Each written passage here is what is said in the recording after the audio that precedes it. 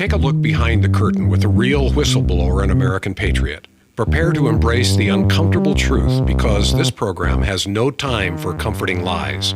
Here is civil liberties enthusiast, Second Amendment defender, and recovering FBI agent Kyle Seraphin.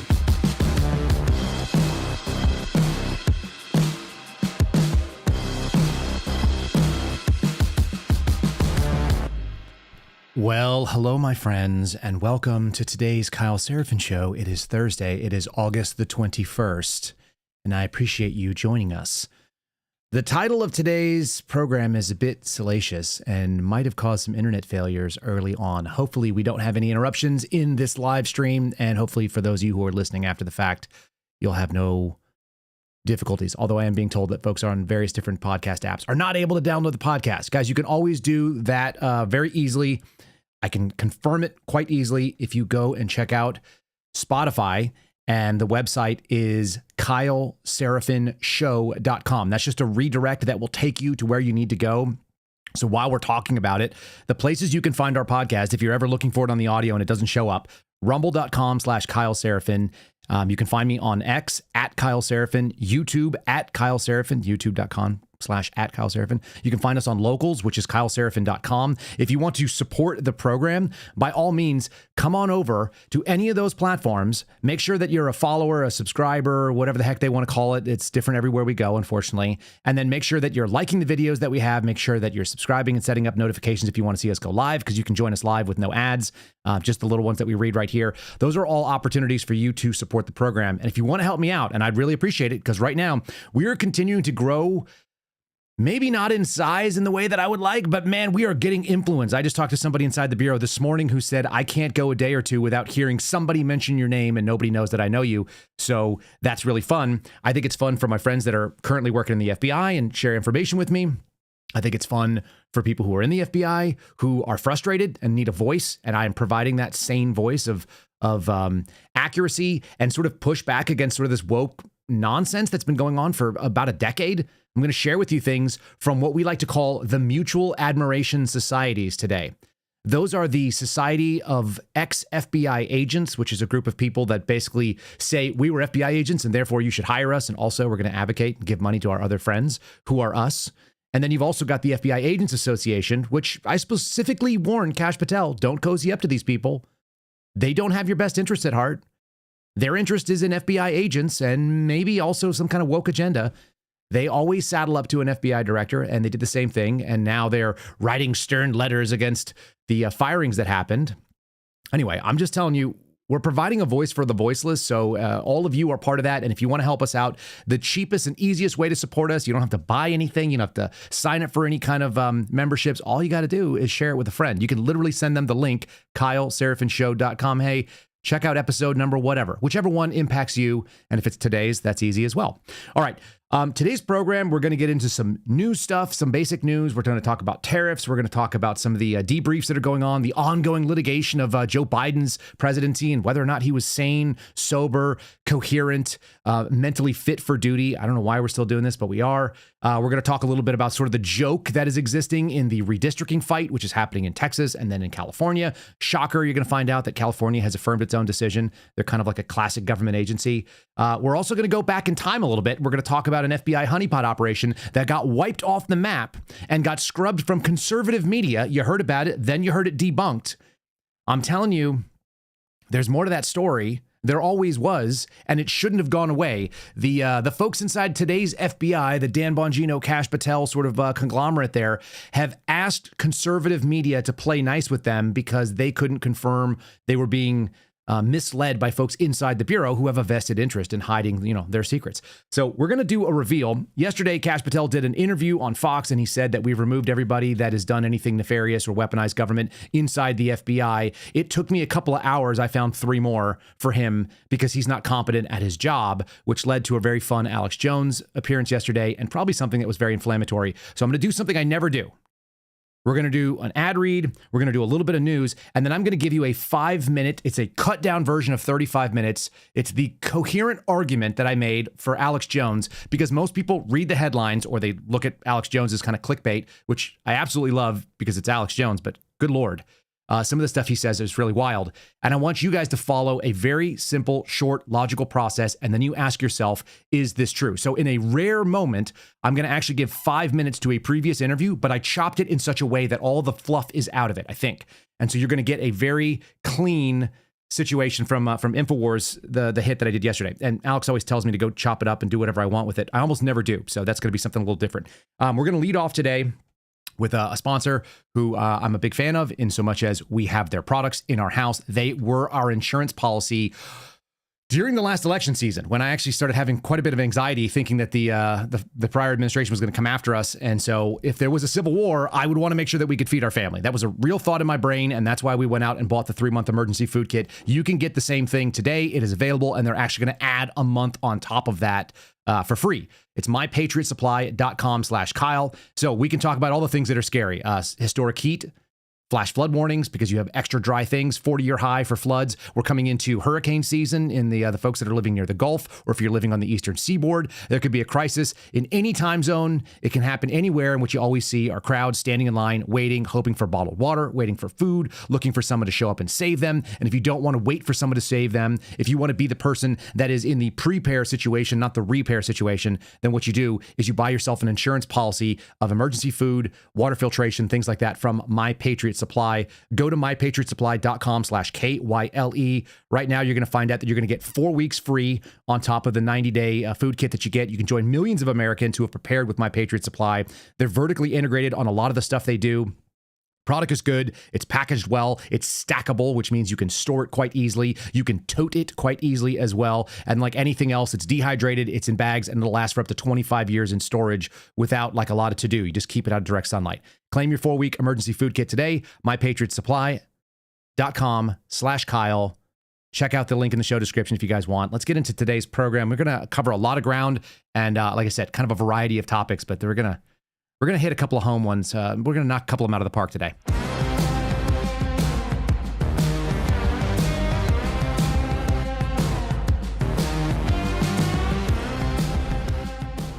And so I alluded to it yesterday morning. I got these yesterday. These are not fresh from today, but I did want to show them on the screen. For those of you that are watching on the YouTube, if you're watching on the Rumble, then you can see this. If you're listening on Spotify, you can activate the video part right now. And if you're not listening on Spotify and getting the video, it is your best bet for the audio thing. I was never a Spotify guy. Like, full disclosure, I never had the Spotify app. I was an Apple podcast kind of person. I know there's people that do iHeartRadio. Someone told me they listen on Castbox.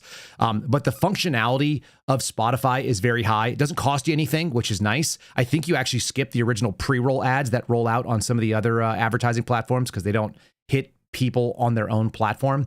It gives me the best metrics, but more importantly, you can switch between audio and video. So if you're driving and you hear me say something like this, you can hit the button and it'll just pop up the video when you're at a stop sign or somewhere safe. Or you could be like some of the folks we see out there and you just turn the video on and watch while you drive so that you can cause wrecks because you're a bad person. The joke is, this is what was sent to me.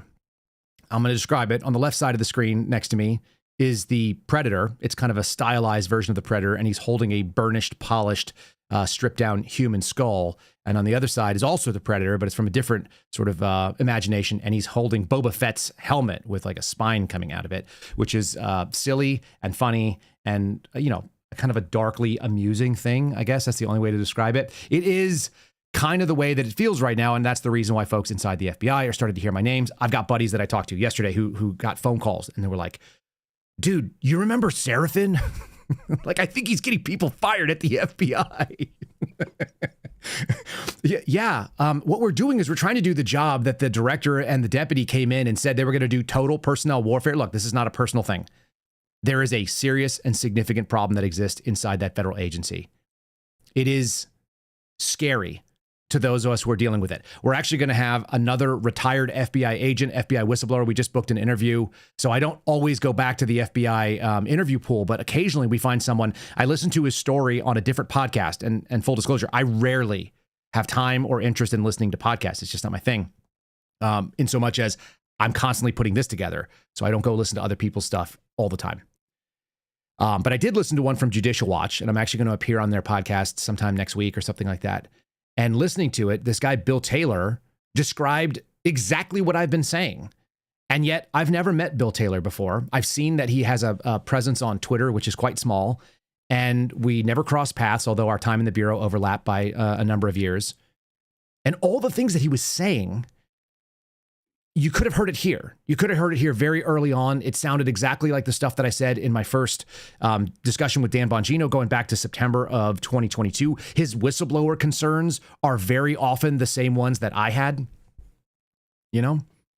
like reverse targeting and the FBI abusing domestic terrorism. This is something that Steve Friend says. Like, we're not just making this stuff up.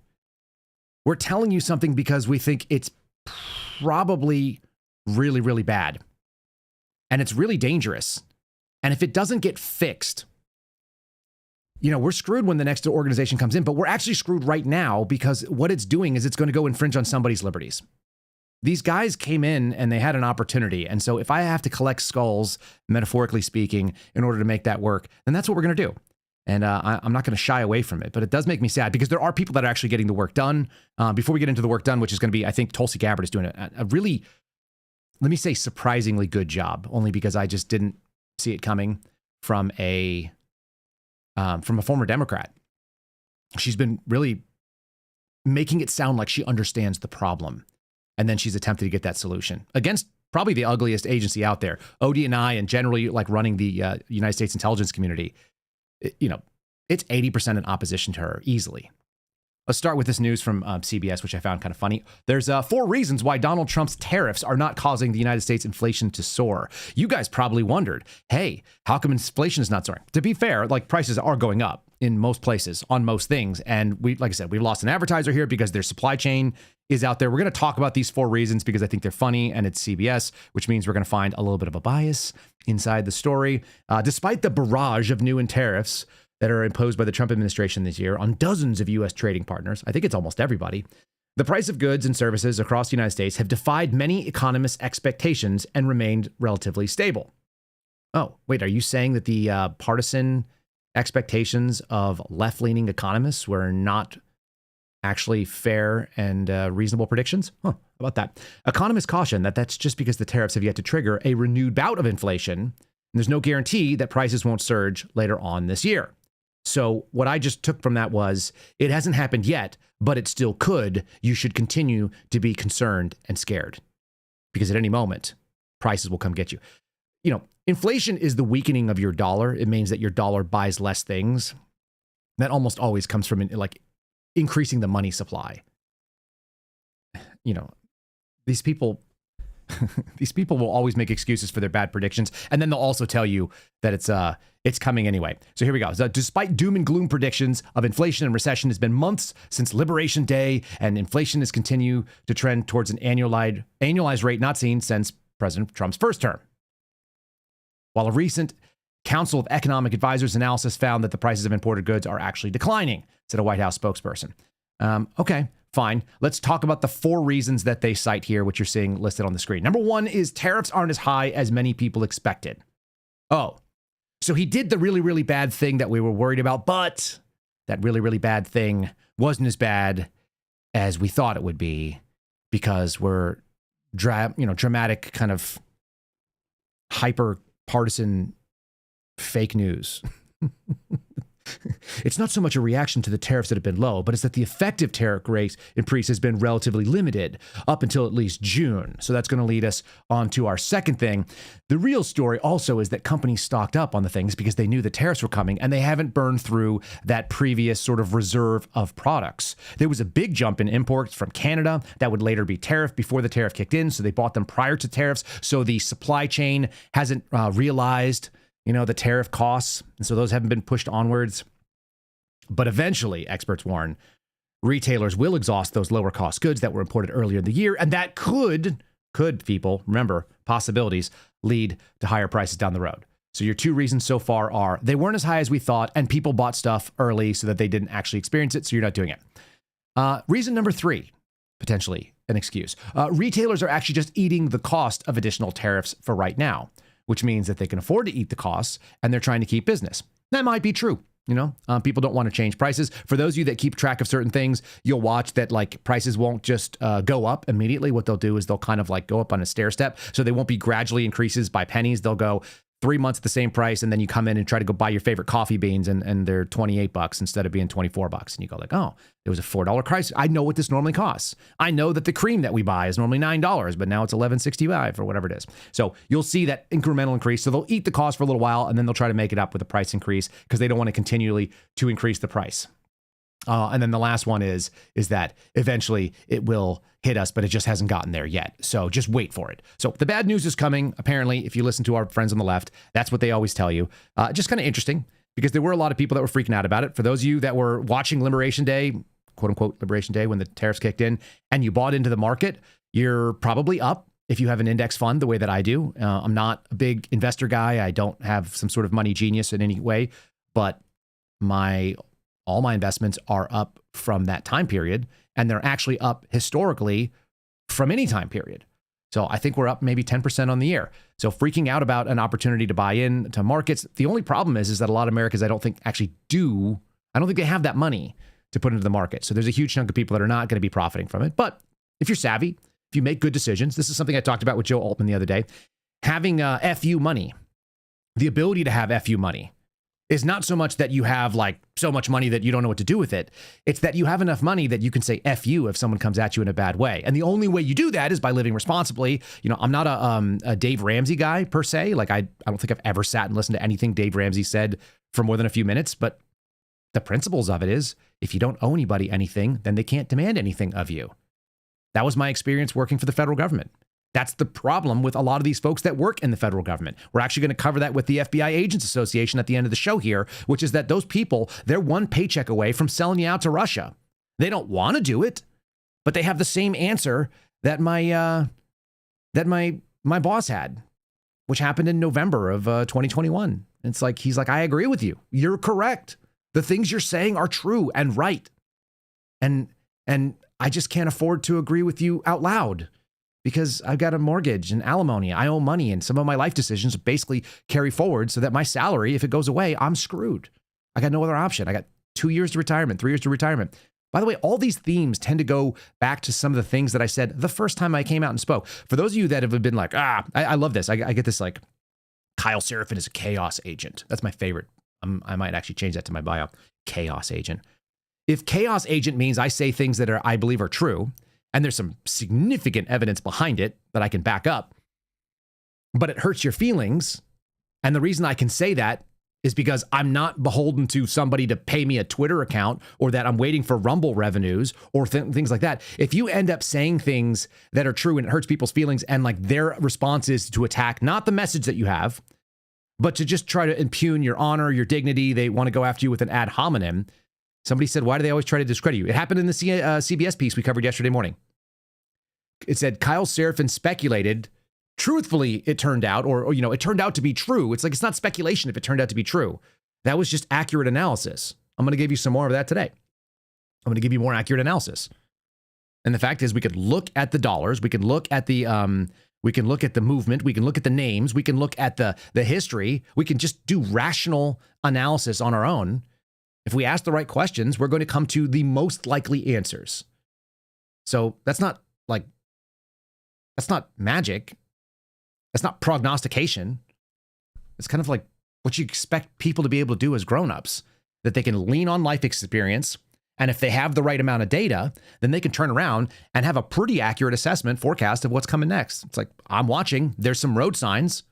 And if the road signs tell me that there's going to be a bend in the road next, and it's going to, 7-degree incline, so engage your engine brake on your diesel, then that's probably what you should do. But if you can't read those things, then you're screwed. I'm reading some of them stuff because I have access to information, but all of you can read unless you're driving a commercial truck, right? We had this happen. The story is actually atrocious. I think it's one of the legacies of the previous administration, bringing in millions and millions of people into this country, screwing us over. And in this totally illogical way, they thought they could bring in all these people that didn't assimilate, didn't speak English, didn't share our values, that we would somehow be able to absorb them, pay them, clothe them, house them, and not drive costs through the roof for all the people that were here before. And then the worst part of it is that some people actually are going to end up losing their lives because you've actually introduced a previously unforeseen danger. I'm reminded of the story of Carlos Wolf. My buddy Phil Kennedy brought it up the other day. He was one of the first FBI agents that I heard was killed while I was working for the Bureau. And he was killed just before Christmas. And he was killed helping someone doing something that you would want a good, decent human being and a civil servant to actually engage in. You know, like have a service mindset. He pulled over on the side of the road to try to change a tire. And he got hit by a drunk, illegal alien. That is something that could happen to anybody. But if you're drunk and you're in my country illegally, you shouldn't be there in the first place to be able to kill citizens that are part of my community. Ron DeSantis is now dealing with this sort of situation. He went on Jesse Waters' show last night to talk about the illegal Indian immigrant that got a commercial driver's license. That's some of the biggest responsibility you can have in our country. If you guys listen to this show a lot, you know that truckers are some of my favorite people. The reason is because they bring us all the stuff that we have. I think that's critical. And not all of them, clearly, but many truckers have the ability to be the most educated and well-informed and widely informed human beings in our society.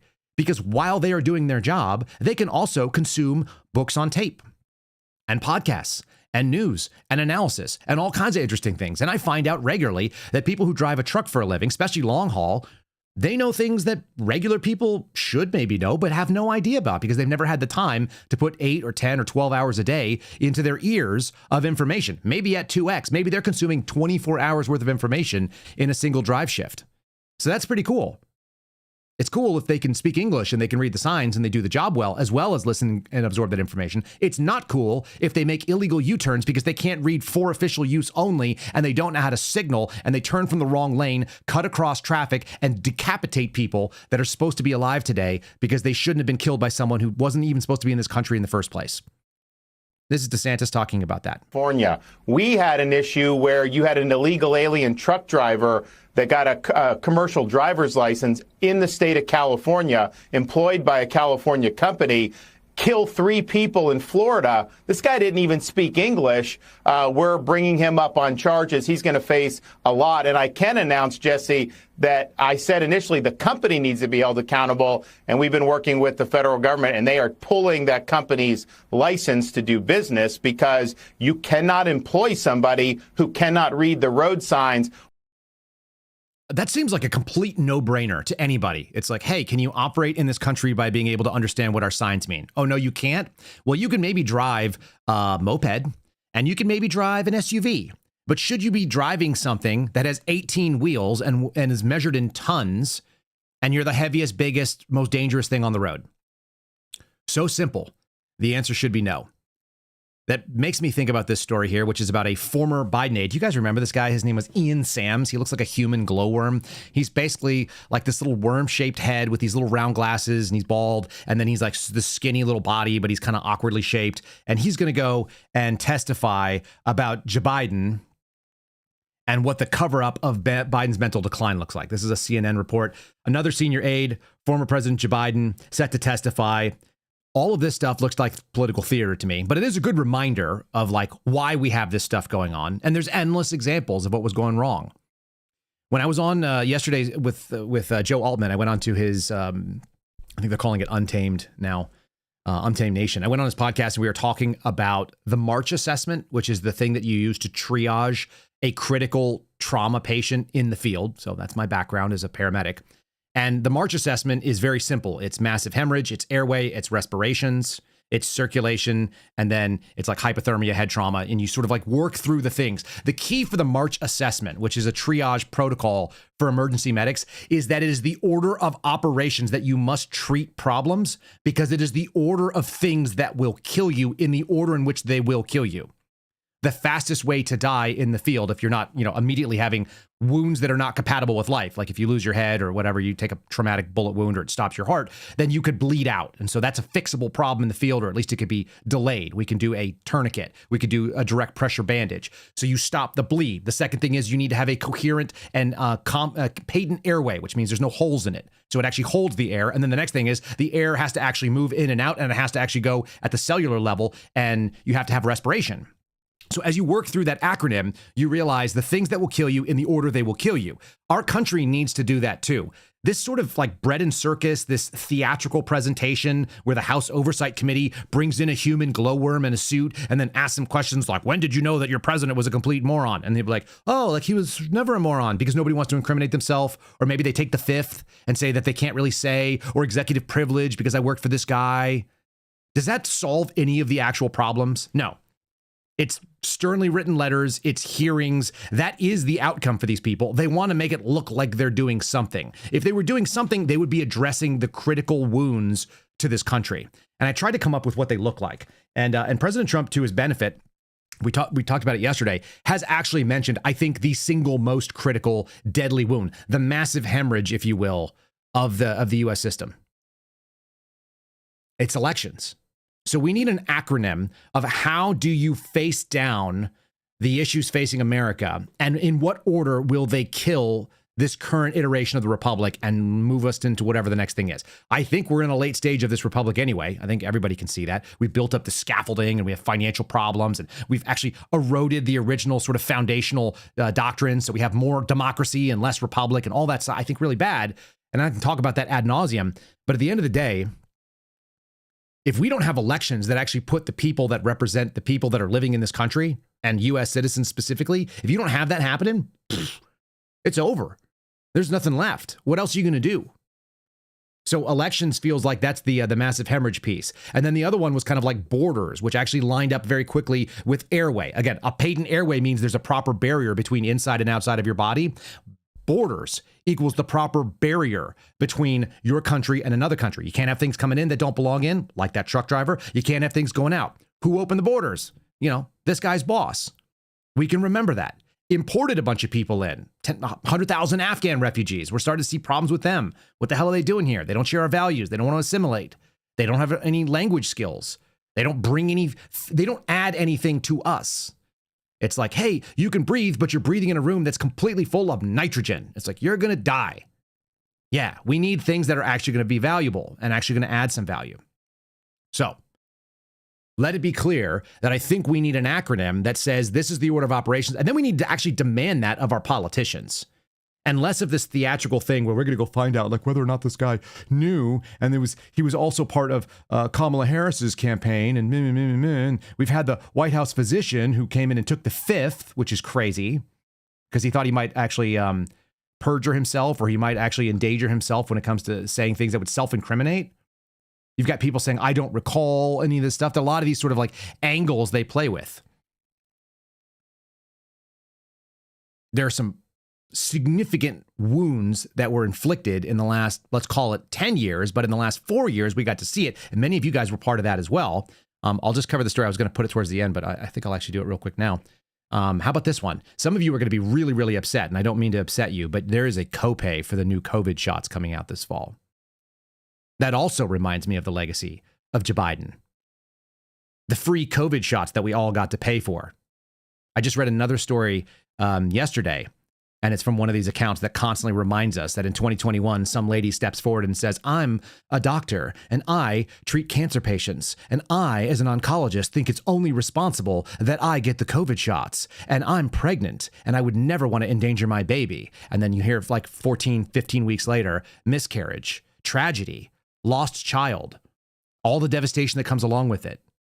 We've seen that like over and over again. There's so many people in my orbit that actually experience that, friends and friends of friends, where you're like, I can't prove that happened, that they were related, but damn it, it sure looks like it. It sure looks awful. And now you're finding out like this is an NBC story. They're very upset about this. Some fall COVID shots may come with copays, or they won't be covered at all. Why would that be? Because the new COVID vaccine recommendations expected from the CDC could affect what the insurers are willing to pay for. That kind of tells you something really screwy about our government, that they can make recommendations and then the thing that you're paying into doesn't actually decide it. Like, how many of you want to be covering that at all? I've had questions previously on this program and I get them in DMs and stuff, and people are like, talk about not having health care. It's like, look, all you need to do is be able to afford what it costs and be able to negotiate the costs. If you're paying money to a company for coverage, and that coverage turns out to be more expensive on an annual basis than you spend on healthcare, which is their business model, then you're making somebody else wealthy when you could have invested that money yourself and just held on to it. Now, there's a possibility of like a catastrophic injury, right? And so you can actually mitigate against that. You can put medical payments into your car insurance payments. You can put that into your home insurance. There are some things on there for injuries and falls and stuff like that. If that's the most dangerous thing, if you're relatively young and you don't have health conditions and you want to like ward off against trauma, great. But if you're looking for managed care because you have long-term disabilities or diseases or lots of prescriptions and all this other kind of stuff, then yeah, maybe you need to be paying a health insurance company, but what you should try to do is try to eliminate some of those conditions. What are you doing outside of taking a pill? And so this all goes to personal responsibility. This all goes to the FU. I have FU health, I guess, is what I would call it. Because I haven't been to a doctor in years. I have no idea. I have my buddy who's a physician. He was like, well, what do your blood numbers look like when you went on the carnivore diet? I'm like, I don't know. Like, what am I going to do with it? Nothing. So I don't know. I just go on how I feel. I feel fine. I fell over the other day and I'm fine. I have a bruise on my butt, but I'm okay. I'm not injured. I'm 43 and I don't take any medicines every day. That used to be really normal. That used to be like the standard for this country. And now the standard is if you're my age and you're a military veteran, you go to the VA, they're confused and they have to define to you what they mean when they say, what meds do you take every day? What medications and what pre-existing conditions do you have? I'm like, none that I'm aware of. I have allergies. I have less of that even. I don't even take allergy pills very often. So if you can encourage that longer, then you can save money longer and you're less in these problems. And you have to worry less about inflation because when inflation hits, you're like, that's okay. I'm insulated against that. It sucks. Nobody wants things to be costing more, but isn't that something? So those of you that are really excited about the fall COVID shots, I'm sorry that the copay may come along with it, or you may have to pay for them all out of your pocket. I wonder what they cost. If anybody gets a COVID shot in this audience, and I am not judging you, I don't care if you do or not, it's whatever you want. Please let me know what it costs to pay out of pocket if there's no coverage whatsoever, because I'm not going to find that in the mainstream. I promise you that. I will not, but I want to know. So let's maybe do that. Before we get further on, how about another thing you can sort of insulate yourself against? This is another disease in our society. Ubiquitous technical surveillance, I think would be the way we would call it. That's what they called it when I worked in the FBI. It's something I ward off with this little bag. I've got a couple of them, and I've got some other products as well, including a full backpack that's waterproof. Your phone is a tracking device. Government agencies and big tech and corporate data brokers and cyber criminals and other scumbags, they all want a piece of your digital footprint. Everybody wants a piece of your money, or they want a piece of where you've been and what you're up to so they can sell it and make more money. And they don't have to ask. They just take it because it's in the terms of service. So you can also ward off against that. You can use those cell phones because they're very convenient, but you can also hide your stuff with Silent. It's SLNT. That's the website, slnt.com/Kyle. Use promo code Kyle, Kyle, at checkout. You'll save 15%, which will come out to a significant amount of money. It'll save you like $50 on one of their backpacks. Are they cheapest? No. Are they really well made and thought out? They really are. They've got some cool buckles that I've never even seen before. I'm a gear guy. Magnetic stuff that snaps together. They've got these sort of fast tech clips that are unlike others. I think all the stuff they make is very thoughtful. It is well laid out, and it's a good product. Now, that means you're going to pay a little bit of money for it, including the one like you see on the screen right now, the Everyday E3 backpack. Huge fan of it. It has 2 different Faraday sleeves in it. But when you drop your stuff in there, your Faraday product is going to block all the wireless signals, which is cellular and Wi-Fi and Bluetooth and GPS and RFID and NFC, near field communication, all the things that can go out there and be used to steal your data or track you. And that's a lot of things. And there's more as well. No tracking, no signal means you don't have to take the battery out. You don't have to turn it off. This is what special operations and counterintelligence investigators use to block signals and to try to keep their sources safe. You guys can have the same technology at your house. It's the same stuff that the United States Air Force is using. If you want a very compliant version of it because you're in either a military unit or you're in a government contract, you can do that as well. Super cool people. The founder's a bro. He was on the screen a second ago. slnt.com/KYLE, silent.com/Kyle, save 15%. Link in the show description below. And yeah, go silent. Get yourself invisible to the outside world. There's a lot of like scumbags out there that are trying to figure out what you're up to. How about this scumbag? Should we do this real quick? Gavin Newsom. You guys are going to be shocked. This is the redistricting sort of like backlash. They were doing the redistricting situation in Texas.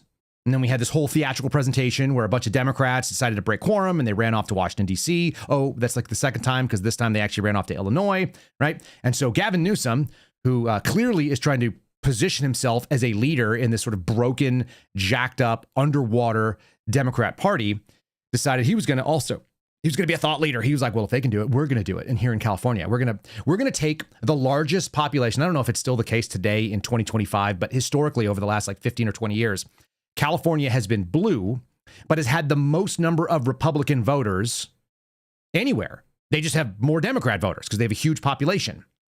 And so your Democrats massively or just, outnumber in the right areas the Republicans, but you still got a bunch of sort of squishy Republicans out of California historically. And so he wants to go ahead and disenfranchise those people because we don't care about fairness. What we care about is winning. You got to give it to people on the left. And the Supreme Court in California decided they're not going to stop Gavin Newsom with his redistricting plans. They decided that it was constitutional according to the California Constitution or whatever, if they even look at that sort of thing. It says the Supreme Court is not going to prevent Democrats from moving forward with a Thursday's plan to redraw congressional districts. Republicans in the Golden State have asked the state's high court to step in and temporarily block these redistricting efforts, saying that Democrats are racing to put the plan forward on the ballot this year, and they've skirted a rule requiring state lawmakers to wait at least 30 days before passing newly introduced legislations. But don't worry about the rules. We saw this during COVID, didn't we? We have an emergency on our hands. We have an emergency that Texas is trying to do something, so we need to do it too. We have to answer, and it is our job as Democrats to just get it done. In a ruling late Wednesday, this was last night, court declined to act, writing that Republican state lawmakers who had filed the suit had failed to meet their burden for establishing a basis for relief at this time. It's the classic you don't have standing situation. The thing that you think might happen hasn't happened yet, and so therefore we will not intervene until that thing happens, and by the time it does happen, you'll already be irrevocably damaged, and there will be no way to make it right, but that's the point in the first place. Thanks for the theater, California. We really appreciate it. In different theater, you've got Texas, which has a GOP-friendly map that was just passing the Texas House. After all that nonsense, the only thing I really took away from this article, which is coming from ABC, is that Texas has a cartoonishly large gavel. Are they all that big? I feel like I've seen Nancy Pelosi's gavel, and it's like normal-sized wooden hammer. That thing is like a cartoon sledgehammer. You guys seeing that? On the screen, what you are seeing is the Texas House Speaker. His name is Dustin Burrows. He's out of Lubbock, and they are overseeing the debate for these redrawn congressional maps that are going to be supposedly favoring Republicans. I guess we'll see how it goes because people still have a choice when they get to go vote. It has the potential of flipping 5 districts red by merging a Democratic seat in Houston and in Austin and in Dallas-Fort Worth into areas to form newly Republican-leaning seats, at least by their polling, and making 2 of the RGV Rio Grande Valley districts that are currently held by Democrats more competitive to Republicans. So the people that might be dealing with this are Democrats Al Green, who is that world-class guy that we see walking around with a cane and looking like a Cro-Magnon, Mark Vesey, who I don't know very well, Julie Johnson, Greg Caesar, and then my former rep, Lloyd Doggett, who I am not a big fan of and really never have been, but his office used to be down the street from me. So that's what's going to happen. We've got them passing that on to the state Senate. They had some sort of back and forth, and then I guess if it goes through, we'll find out whether all of this theater actually results in new maps, and there's probably a decent chance that it does at this point. All right. That's kind of the piece of it. I also wanted to play sort of the people that are getting it done, the sort of de-weaponized version of it. We played a little clip, I think, yesterday, but I want to play it one more time. Tulsi Gabbard talking about the problem. What I want you to reflect on with the problem of the federal, the federal picture. And the ongoing premise of this program is that elections, borders, I think those are definitely immediate kills. And as you work down the line, somewhere in the acronym, the intelligence community needs to fit into our acronym.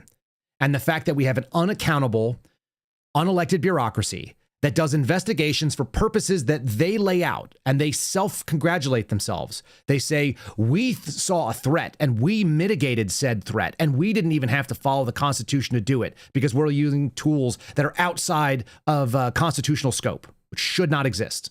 We're going to use things like violations of the First Amendment and violations of the Fourth Amendment. It's the same stuff I just told the CBS reporter the other day.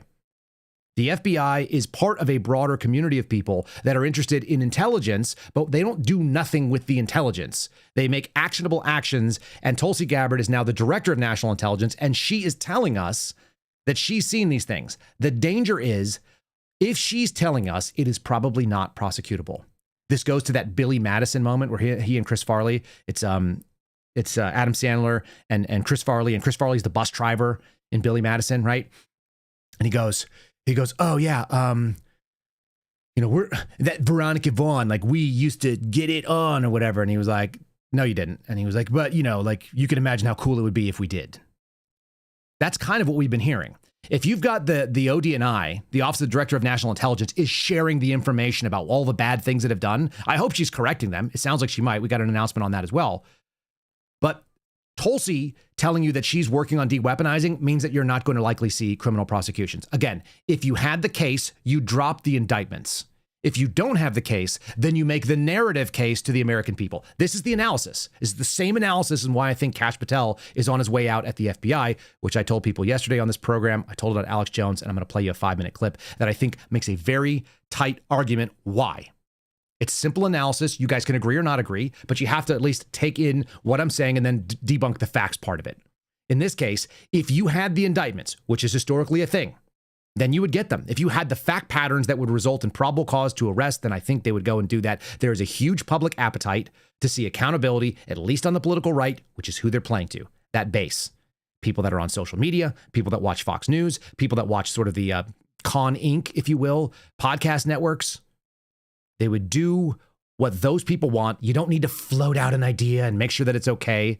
If people on the left were going to riot, they're going to riot for whatever they're going to riot for anyway. So you don't need to float that. You don't have to tease it out there. Tulsi Gabbard talking about the hoax. Again, if she's talking about it, it tells me no indictments pending. If you go to odni.gov, people who say, well, Tulsi, this is just your view or your interpretation. No, it's all in hundreds of pages of documents that I've declassified and released that show point by point exactly what happened through this timeline that showed this very dangerous thing that occurred in the creation of Russiagate, the creation of this manufactured intelligence assessment that essentially had the intent of undermining the voices and votes of the American people who elected Donald Trump. They were not happy with the outcome of that election. And so they created this politicized, weaponized piece of fake intelligence that, as you mentioned, then went on to serve as a foundation for everything that came after, the multiple investigations, the years-long Mueller investigation, 2 congressional impeachments, investigations in the raid at Mar-a-Lago. The list goes on and on. Ultimately, the real crime here was against the American people because this action singularly undermined the integrity of our democratic republic. What to speak of the fact that some of those folks and those 37 individuals that we revoked, directed the revocation of security clearances from today by under the direction of President Trump, they aided and abetted in this action, this seditious conspiracy that undermined our democracy, undermined our republic, and broke that sacred trust that every one of these professionals is supposed to have from the American people. Remember, elections, thing number 1, yeah, it totally needs to be done. Do we think that it's actually an indictable offense? I don't think so. Because I've seen what national security investigations look like, and I've seen what those prosecutions look like. They immediately hold on to, they gather up, and they make you get a special attorney who's read in and has a security clearance. And they declassify them at, only at the end when they know that they're going to have to go to trial, when they're not going to get a plea. Because at the end of the day, they don't want to actually do that. They don't want to declassify all the information. The intelligence agencies don't. The prosecutors don't. It's a tool. It costs more. The process is part of the punishment by needing a special national security lawyer who has a clearance that costs you more money. And then again, at the end of the day, they don't want to give that information up because it sets bad precedent. If you are declassifying it preemptively and not bringing charges right away, this is my analysis. It tells me they don't have it. So the best thing that you could do on top of that is maybe go out there and maybe you can go and just start dismantling this weapon. And I think that's good. Again, intelligence agencies is in my acronym somewhere. I would like to figure out what it is. This is what you do. You go and you take it apart. This is an ABC story. They don't seem very happy about it. Tulsi Gabbard announced plans to reorganize her agency, cut the staff by half. There's one more thing she doesn't know. I'm going to let her say what she's doing, and then I'm going to add some things which I've shared on social media, and I do hope that it gets broader. I have a volunteer who's willing to help her do it too. Let's go ahead and play what she said. This was on Jesse Waters last night, so this is part 2 of that argument. Fast forward to where we are today. ODNI is more than doubled in size. It is bloated with bureaucracy. It is rife with politicization, weaponization, the very thing that it was created to try to prevent and get after. And unfortunately, it has failed to meet its mandate. And so this launch today of ODNI 2.0, as you said, we will save taxpayers more than $700 million every year, cutting the organization by over 40% and making sure that those who are working at the Office of the Director of National Intelligence are aggressively getting after our core mission, which is really ensuring the safety, security, and freedom of the American people. The one thing that I'm not sure that she knows is that all of the intelligence analysts at the places that we're still trying to deal with and we're not seeing success in, specifically the FBI, but sort of that DOJ cadre, they all belong to ODNI. They all answer, at least in the job description, at least in the like their mission set is actually assigned by ODNI. And so if we were doing it properly, and Kash Patel doesn't want to do it, but they can, they get paid by the FBI, but they work for the priorities of ODNI and the Director of National Intelligence, aka Tulsi Gabbard. So she could fix that right away. And a friend of our show and very technically minded individual, a solution-oriented guy, George Hill, he said he'd be willing to go work for free to help pull those intel analysts, the intelligence component, out of national law enforcement so that we could actually have a law enforcement agency just do law enforcement. And that would defang one of the most scary things that exists, which is that you have this unconstitutional authority to look into things. And I don't care if you're doing it outside the United States. Let the CIA do the CIA thing. If the NSA is looking at foreign individuals, great. If they're able to capture things because they use domestic capabilities to find bad guys that are outside the U.S., fine. It should not be in the hands of law enforcement. You shouldn't give people who have a badge and a gun and the ability to come and put cuffs on you a warrantless search into your emails and into your private communications. It's a violation of the Fourth Amendment just on the way that a normal person would read it. So I don't care what the courts have to say. If you go look back at the original document and normal people read it, you would see that what they do today through FISA, through 702 FISA, through incidental collection, through reverse targeting, through all the other sort of capabilities that we've given to keep us safe, those things could be removed. What you won't find, unfortunately, is a group of people that work in those jobs interested in your personal safety and security, and they don't give a shit about your civil liberties. How do you know that, Kyle? Because what I remember when I got there at the FBI is that they said that our number one responsibility was rigorous obedience to the Constitution. Let me read you this excerpt from a sternly worded letter by the FBI Agents Association, which is a group of leftists that, quote unquote, represent FBI agents, and not even that many, it turns out. I'm going to read you the first paragraph, and you tell me where you see a problem. It's in the first freaking sentence. This is, what's her name? Nicole Barra, I think. She says, I am the president of the FBI Agents Association, FBIAA, which represents more than 14,000 active and retired FBI special agents. All right. Well, there are about 14,000 active special agents in the FBI right now. So they don't even represent all the people in the FBI, and they have some retired members as well. So that's all silly. Our mission is to safeguard the careers. I'm just going to take a full stop right there. Allow me to lean back for a second. Our mission is to safeguard the careers, welfare, and integrity. I don't even know what that part means, of rank and file special agents so they can effectively protect the American people. Who told you that you had the ability? Forget the mandate. Who told you that you ever had the ability to enact this mission? And why would we care what a group that is only interested in safeguarding the careers and welfare of the public servants?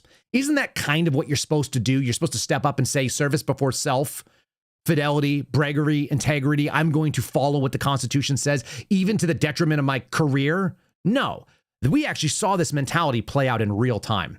The FBI decided that what was good for the FBI was good for the FBI, and that's what we're willing to do. And that means getting rid of people that didn't want to get COVID shots. It means going after Trump supporters because that's where the money was. It means declaring domestic terrorists of people that were involved in a street fight that had nothing to do with race, because that's where our funding comes from. And what's good for the FBI is good for us, which means we can, quote unquote, protect the American people. But first, we're going to take care of our careers and our welfare and some sort of nebulous concept of integrity, which is non-realistic. It's not good when that's what your move is. And all these people are very upset about Kyle Seraphin. If you guys don't know, that's what this is stemming from. The skulls that we started with, the Predator sort of analogy, that's where it comes from. Let me show you. This is a Newsweek article. You guys want to see when it was like publicly talked about. This was from, where's this Newsweek article from? I cut the date off it. 1 second here. It comes from July 8th of this year. And it's written by someone called Nick Mordawanki. Is that right? Mordawanek. I like that name. All right. So Nick Mordawanek writes, Kyle Seraphin, a former FBI agent and federal whistleblower, predicts that the Bureau will have a major shakeup in the coming year, in part due to how Kash Patel and Deputy Director Dan Bongino have dealt with the investigation into the late convicted sex offender Jeffrey Epstein. In part, what did I say at the time? I think Dan Bongino's gone by the end of the year on Alex Jones's show on Monday. So that happened in the beginning of July. I actually said it to him in March, so you guys know. And we said it off air. I said, I think that was true before. I think it also means Patel doesn't make it past the midterms if they want to switch somebody over. I think it could actually be sooner than that. And so I'm going to give you guys the take. This is a 5-minute video clip. It is longer than normal, but since it's mostly my voice, I feel like it's appropriate for this podcast.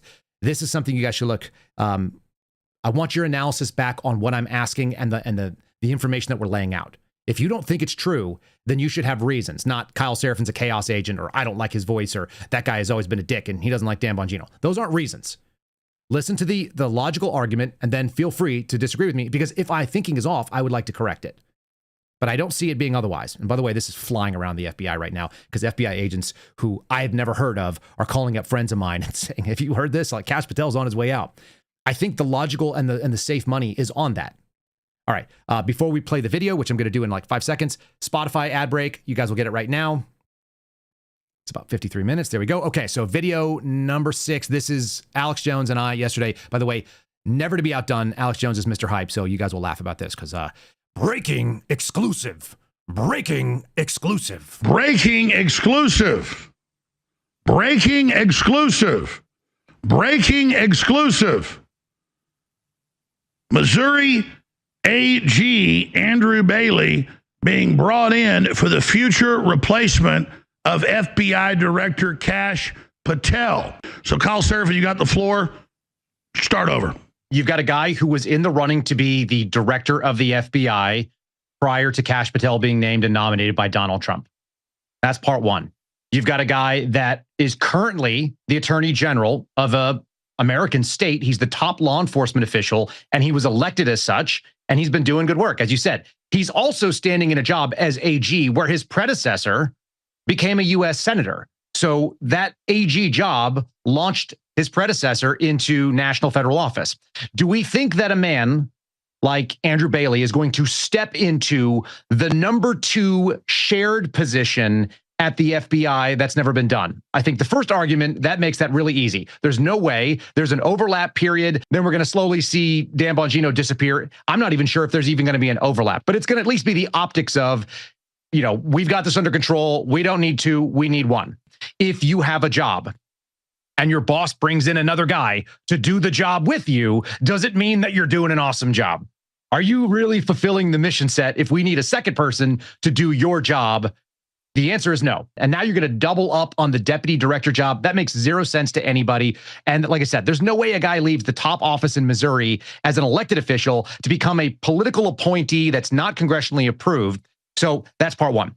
The second argument is the reason Dan Bongino is unsuccessful as a deputy director is because he doesn't know the FBI. And that's not his fault. He just didn't work for the FBI, so you wouldn't expect him to know the FBI. He doesn't know who's been stabbing who in the back, who avoided Office of Professional Responsibility investigations, who hitched their wagons to which managers, and how those things have progressed. He doesn't know who's hiding from responsibility over the last 4 years. He doesn't know where they've been and who they know and what they do and what sort of conspiratorial things have been going on. So, the FBI is a big fraternity. If you show up day one and think you're going to clean it out, but nobody wants to talk to you or tell you the secrets, you're not going to be successful.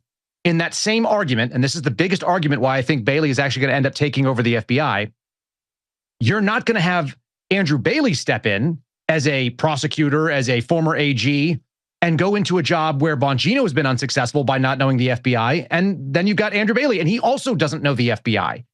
So the job of the FBI director is very clear.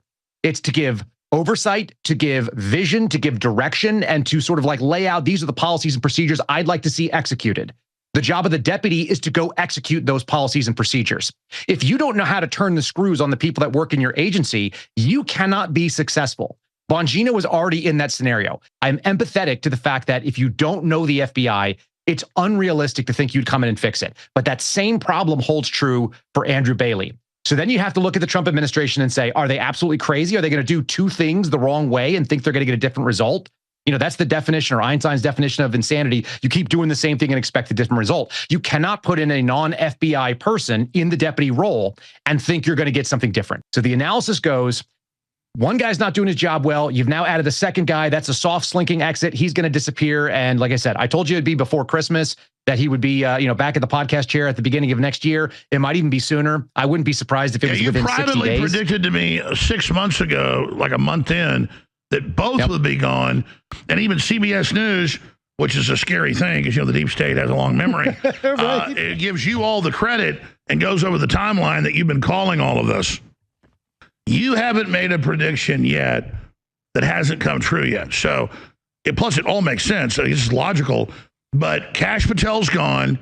So that looks like a good sign. And then I ask you, I know who he is. I haven't followed him as close as you, but Andrew Bailey looks like he's pretty smart and is one of the toughest guys going after corruption and the deep state. So put a fine point on that, because Andrew Bailey, does he have to be the best prosecutor? No, because you're the attorney general. You don't go try cases. That's not your job. What you have to be is the most savvy person and the most principled person. For the argument that's being made by some of the MAGA folks right now is that, well, they need a good prosecutor as the number 2 at the FBI. You can't articulate that and also be a sensible person, because the FBI doesn't prosecute cases. These are our priorities. These are the things we're going to put our resources into. These are the programs we're going to get rid of. This is the personnel I want handling this stuff. So if you're going to move somebody who's clearly savvy, and as you said, Ken Paxton, Andrew Bailey, probably the 2 of the 50 attorney generals that have prominence, and specifically prominence to people on the political right, you're looking at a guy that's smart, that's savvy, that's got the right background, military experience, and all that kind of thing. And you're going to have him jump into what, like a number 2 job? I don't see it happening. So saying that Kash Patel is very likely out is where the smart money is right now. And I actually think that's a net good. It might give us another opportunity, us being like people who want to see accountability for the federal government, another chance to touch that animal that is the FBI and reassert authority. Real simple stuff. Yeah. I love it. I watched our chat while you guys are watching that little clip, and the number one thought was that people like the blazer. Should I wear a blazer in the morning? Would that make you guys happy? I could do that. I put that in your comments below. Does Kyle Seraphin need to be wearing a blazer to be able to speak authoritatively on things? I could do it. It wouldn't be terrible. I've got enough blazers to swap through. I don't see any other way around this stuff. Okay. I don't see how you can figure this out. And if you guys have a different argument, then please make it. But I'm already hearing, this is fun. We'll tell this right now. I've had now 2 separate sources tell me this morning Bongino is packing up his office. So part 1 of my supposition that the co-deputy directorship is not real, I don't know when they're going to announce that he's gone, but my guess is he probably doesn't even show up to work anymore. And would you? They're bringing somebody in, they're replacing you? Like, how humiliating. You went in, 8 years of big talk, found out that you didn't have the chops to do the thing because they put you in a position to fail. I can diplomatically say that very clearly. He was not set up to be successful. They probably thought he was, but they should have asked somebody who knew a little bit about the FBI. And they're not, hopefully, going to make the same stupid decision. You don't put another person in to fail the same way. It's not a great idea. And I don't think Bailey is dumb. And that's the real problem. Do you think Bailey is going to go in there and be a nobody? Can any of you name the last 4 deputy directors of the FBI and where they've gone? I mean, I can, but I worked for the FBI, so I actually worked for some of these guys. Can you? Other than Andy McCabe, maybe? Because he went on and now he's a commentator and kind of a bookworm-looking nerd standing there doing leftist commentary at NBC and MSNBC. Can any of you name him? Because I doubt it. Most of you don't know who Paul Abate was, even though he was the villain for the last little while. Most of you probably don't know David Bowditch, right?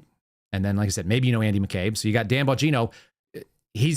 Was a name beforehand, but if you put in a no name, people wouldn't know who he was. He wouldn't be constantly referenced. He was held up as like this guy. He's like, he talked about it and now he's going to go do it. But he can't because he doesn't know. And they've been lying to him. So I promise you guys that we got 3 names. One of them is Vanessa Tibbetts, so I don't want to like overplay it, but we told you about her. She was a special assistant to Chris Wray, you know, the real last guy that Trump put in that office. If you want to make the argument of an Achilles heel, it exists for Donald Trump in the DOJ. He's had bad picks there. And in the FBI, he's had bad picks there. He's had 2, and both of them are ineffective. Very clearly. A guy who flies around, wears a t-shirt, hangs out with the operators, puts this thing out. This was something that was released by Kash Patel yesterday. This is really embarrassing too. FBI, top 10 most wanted fugitives. Cindy Rodriguez Singh, captured. We got her. We got her. In July, the FBI put her on the list. Remember, I told you that the top 10 most wanted fugitive list is a FBI PR tool. It was created to make you look like you're doing some great work. Cindy Rodriguez Singh was put on the top 10 most wanted under the belief that she was fleeing or had already fled to India. And so she was put on there for a UFAP, an unlawful flight to avoid prosecution. It was a capital murder charge, which means it's a state charge for homicide. And then the unlawful flight to avoid prosecution means that she's fled the area. The funny thing is she didn't flee the area. She was actually caught in Texas. She's from Dallas, but they thought she was in India. Okay. So she was put on in July and she was arrested this week. It's August. I'll do the math real quick in my head. It's like June, July, August. Oh, like a month later, you think they didn't know where she was or they didn't have a pretty good idea where they were? This is how it works. This is what propaganda looks like, folks. You take somebody that you know you're going to catch eventually. You put them on the list, most wanted, and then you catch them a little while later after everybody forgot they're on the list, except the internet's forever, so I could find it. Super easy. So she was there. So this is fake. This is not like, this is what I voted for. How about this also, which shows you a captured FBI director? Do you guys remember Lavoy Finicum? He was at the standoff of the wildlife preserve with the Bundys. This goes back to, I think, 2016 in January. It was winter, and he was shot. And he was shot by Oregon State Police. And as I understand it, because I'm not an expert on that thing, and I definitely didn't get like deep into the weeds on it, but apparently he basically drove up to a roadblock and then got out, and there was some sort of problematic issue where he like made a furtive gesture, which is a way to get shot, or he reached into his jacket and he had a gun or something like that. But he was shot by, I think, Oregon State Police. But he also had some shots that were fired by hostage rescue team. And there's all kinds of weird stuff that happened with this thing. And like I said, the details of it are not 100% in my memory, but folks that were paying attention to it. I have a friend who was in the room when this award was handed out.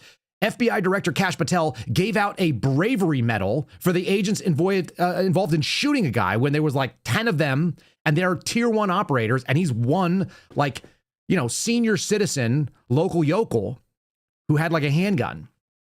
And the claim that's being made in the award ceremony was that he rammed the vehicle of the federal agents, pinned a federal agent underneath it, and they had to shoot him to be able to like put him down. And so therefore it was justifiable. There's a lot of questions about that because there's actually video footage of this. And I think there's drone surveillance, and some of the drone surveillance sees like some real weird stuff. As I recall, the story is that HRT guys were seen scrambling looking for brass because no brass was found. There was an allegation that he perjured himself, one of the shooting agents who was given this award. And so they were standing there getting this proud medal for bravery 10 years after the fact, whitewashing that a dude who was shot. And maybe it was justifiable homicide, but you don't lie about your shot when you're an FBI agent, and you sure shit shouldn't be doing that if you're a hostage rescue guy. Those guys are supposed to be the best at what they do. But remember what they did right away. The first thing that Kash Patel did is he got involved in that office. He immediately went down to the hostage rescue selection. He immediately started watching all the cool guy bro stuff. Allegedly, he has a locker at the hostage rescue team's facilities with all of his personal weapons. He's got his own kit and shit in there in case he wants to like tack up and be a cool guy and jump in the helicopter. I mean, how freaking embarrassing. That's not what an FBI director does. So at least in an Andrew Bailey, I hope that he would wear a suit and do the job of FBI director instead of whatever this like Make-A-Wish Foundation nonsense it is. Remember, Kash Patel told you right after the Epstein stuff, conspiracy theories aren't aren't true, and they never have been. This was not specifically about Epstein, but this was about Epstein. It's been an honor to serve President Donald Trump, and I'll continue to do so for as long as he calls on me. That might not be that much longer, folks. And as I said, I'm going to give you a couple of names. One of them is Jill Enyart. She was the alleged honeypot that went after the Trump administration. She still works for the FBI. Kash Patel immediately ran cover for her as well. And isn't that something? Now, why did he run cover for her? What I found, and this took some doing, folks, because it took yesterday. This is in some Chinesium like website copy system. New FBI whistleblower disclosures identify agent assigned to infiltrate Donald Trump's campaign in 2015. A new whistleblower disclosure identified agent Jill Enyart as one of the investigators assigned to infiltrate Donald Trump's presidential campaign as early as 2015 as part of the off-the-books operation launched by then FBI Director James Comey. You guys remember this. You're like, holy crap, there were 2 honeypot operations. I've got the specifics of what that looks like. I know what that whistleblower disclosure was about, and Jill Enyart still works for the FBI in senior management. She apparently was either the section chief or the assistant section chief, so that would be the level that we saw Steve Jensen or just below it, the number 2 there, in a counterintelligence group that was doing this operation. And she apparently went over with some nominally backstop, which means they didn't have all the paperwork filled out properly, got an off-the-books operation to go out there and approach the campaign, and then did the same thing in London. There's all kinds of details that are very specific from people that were in a position to know about it, and Cash immediately poo-pooed it to the point where the Washington Times, who originally published this with Kerry Pickett, pulled the article. If you go look for it now, if you go find their True Social post, it links to nothing. 404 not found. But the internet's forever. And there's an ongoing lawsuit about this because this whistleblower disclosure, which went forward early on as Cash walked in, it immediately resulted in a lawsuit from the attorneys that are representing the whistleblowers that brought this forward because it was claimed that it was garbage. That seems problematic. It also means that your FBI director and deputy director are leaning on right-leaning media to pull stories, including this one. And who are they listening to? They're listening to, guess what? Vanessa Tibbetts, who's a really good friend of Jill Enyart, because female agents who came up together in senior management tend to know each other. As far as I know, Jill actually lives in New York. She might actually be one of the senior administrators in the FBI's office there. I can't tell if she's in Los Angeles or New York, but the open sources that I see shows her name as being a 48-year-old female agent living in New York City. Okay? So now you have 2. They were involved in the counterintelligence operation into who? George Papadopoulos. Remember this guy? He said he thought it goes back to 2015. It sounds like at least it went back to 2016, but maybe earlier. Tibbits, Vanessa Tibbetts. Again, the special assistant for Chris Wray for strategy and operations.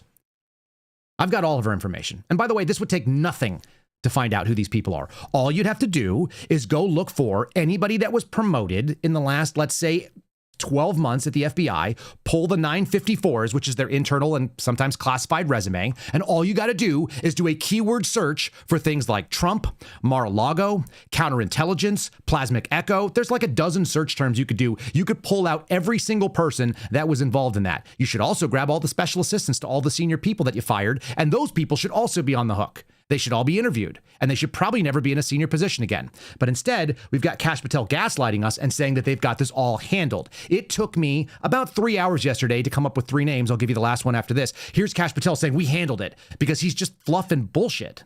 You came in, you're there now, the leader. But have the old leaders who assigned this and directed this operation, have they been dismissed from the FBI?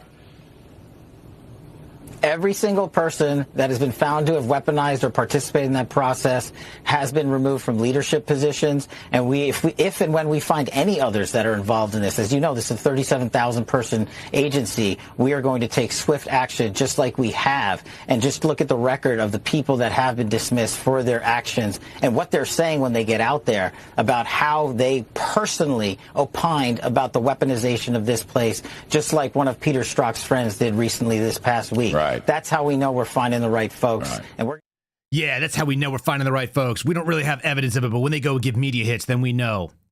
Doofus. I found 3 of them yesterday. By the way, we just got an update. This is breaking news. Kash Patel just announced that your Washington field office in Washington, D.C. has done the following things. They've done 6 illegal gun seizures last night and 7 drug seizures. And they have charges for theft, assault with a deadly weapon, drug offenses, assault on an officer, they love that, and unlawful entry, so trespassing. That's what your FBI is doing. Are they cleaning out the rot? No, they're going on Fox News saying they cleaned out the rot when I'm easily able to find out that that's not the case. And how about the third name? Because I told you I'd give you 3. Here's the third name. It's really simple. The guy's name is Brian Hefner. He was the boss at the National Tactical Operations Center. That was the intake center for all of the January 6th bullshit, which was like people calling in saying, my neighbor is a racist. I don't like him. I think he likes Donald Trump. You should go knock on his door about January 6th. And I got thousands of those leads in front of me, and there were hundreds of thousands of them that came to the FBI. The guy who was at NTALK, apparently, this is an allegation by a whistleblower, which I'm going to go ahead and call this a protected disclosure that we're making. So members of Congress, listen up. People who are interested in the Trump administration and the OIG, listen up. A policy violation occurred where this guy, Brian Hefner, Hefner, was able to deactivate all of the sources. Remember, we were going to hear about the 26 sources that the FBI had in on January 6th? Yeah, where are they? Apparently, they were all deactivated in the system that we use to classify them. It's called Delta. Delta is the computer system that's outside of the main record-keeping system where we keep classified sources, or we keep them so that they're protected for human intelligence. And this guy apparently helped deactivate all the 26 sources. There may have been more, but the 26 that we know of that were in the reports that came out, I think it was Durham's report.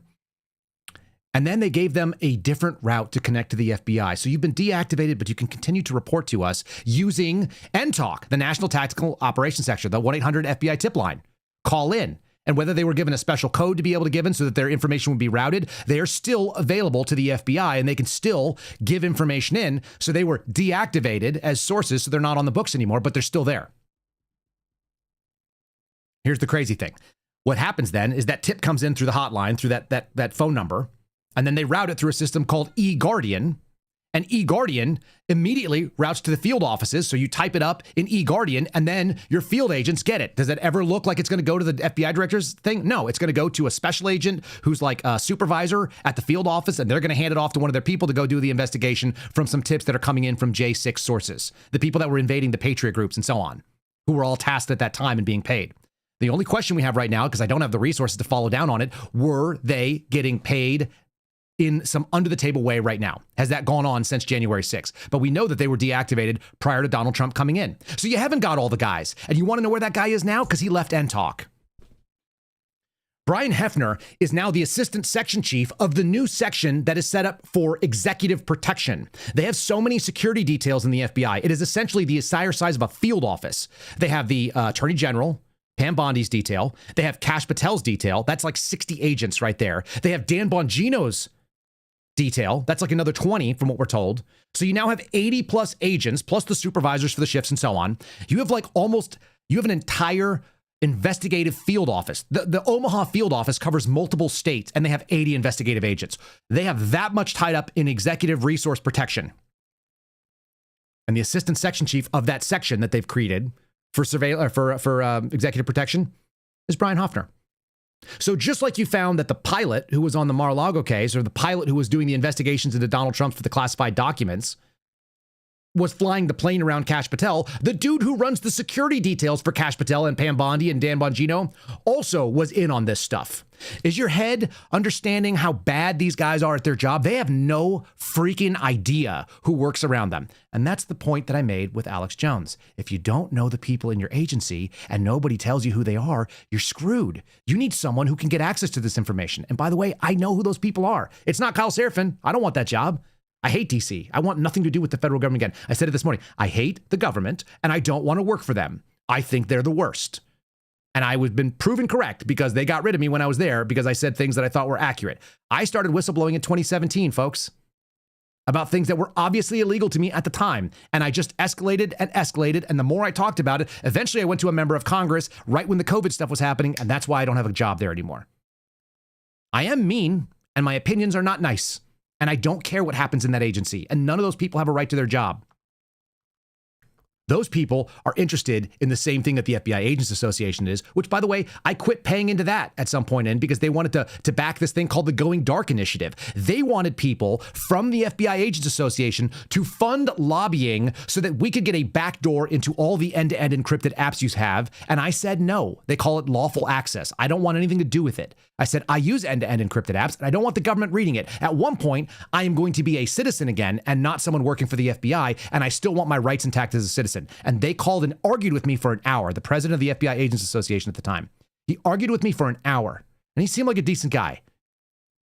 But they're sycophants to government power. They believe in the government. I don't. I believe in God-given rights and what it says in our Constitution, because I thought that's what we were about. And my mission is not to safeguard the careers, welfare, or integrity of rank-and-file FBI agents. So if some of them get tossed out, tough shit. Seriously.